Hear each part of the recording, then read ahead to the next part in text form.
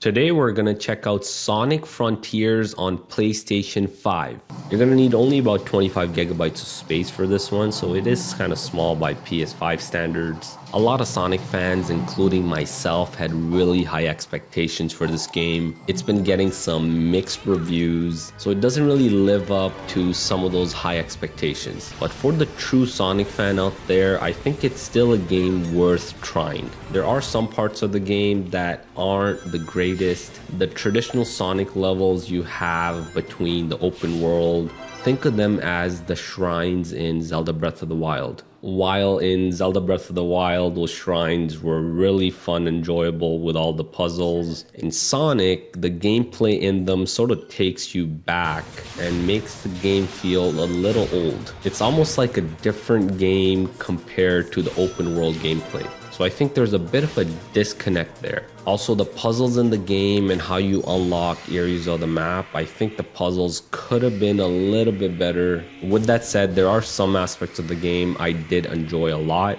I liked the open world exploration. You have freedom in exploring and how you progress through the game.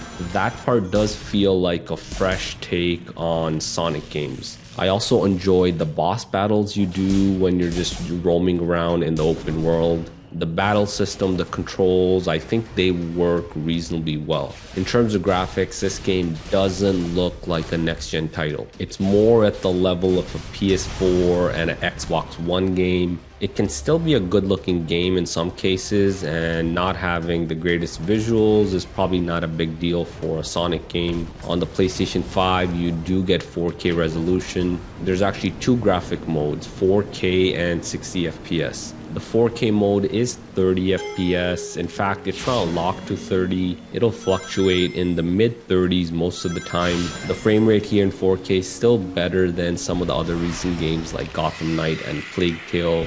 This is an action-adventure game, so I personally don't like playing below 60 FPS. And for that reason, I would recommend you just play in the 60 FPS mode. Here the resolution does drop down, but I'll gladly sacrifice resolution for a higher frame rate. The 60 FPS though isn't locked here. It does have some minor drops, as you can see, into the 50s. So the game could have been maybe slightly further optimized for PS5.